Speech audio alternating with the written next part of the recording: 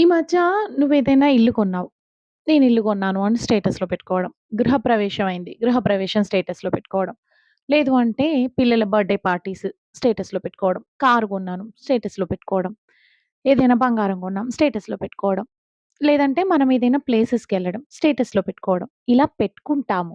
ఎందుకు అంటే ఆ రోజు నేను హ్యాపీగా ఉన్నాను. నేనిలా హ్యాపీగా స్పెండ్ చేశాను అని మనం పెట్టుకుంటాం స్టేటస్‌లో. ఓకే. మన ఇంటెన్షన్ కరెక్టే కావచ్చు.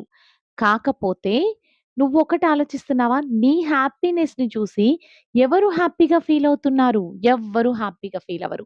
నీ హ్యాపీనెస్‌ని చూసి కుళ్ళుకుంటారు. నరుని దృష్టికి నల్ల రాళ్ళైనా పగులుతాయంటారు. అలాంటిది నువ్వు ఎవరికి చూపిస్తున్నావు? నీ మీద కుళ్ళుకునే వాళ్ళకి చూపిస్తున్నావు.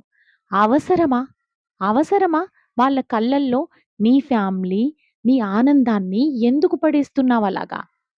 అలా వాళ్ళు కుళ్ళుకోవడం వల్ల నీకొచ్చే లాభం కాదు కదా! నష్టమే ఉంటుంది. అందుకని స్టేటస్‌లో పెట్టేయడం మానేసేయండి. ఎవరు ఆనందాన్ని చూసి హ్యాపీగా ఫీల్ అవ్వరు. కుళ్ళుకుంటారు. ఫర్ ఎగ్జాంపుల్ నీకు జాబొచ్చింది. నీకు జాబొస్తే నాకు జాబొచ్చింది అని ఇమ్మీడియేట్‌గా కాల్ చేస్తావు హ్యాపీగా. నీకున్నంత హ్యాపీనెస్ వాళ్ళకెందుకుంటుంది? కుళ్ళుకుంటారు అది చూసి. నువ్వేదైనా ఇల్లు కొన్నావు. నేను ఇల్లు కొన్నాను అని కాల్ చేసి చెప్పు అందరికి. ఎంతమంది హ్యాపీ ఫీల్ అవుతారు? ఎవ్వరు హ్యాపీ ఫీల్ అవ్వరు. అందరూ కుళ్ళుకుంటారు. అలాంటిది నీ హ్యాపీనెస్ ఎందుకు చూపించాలనుకుంటున్నావు?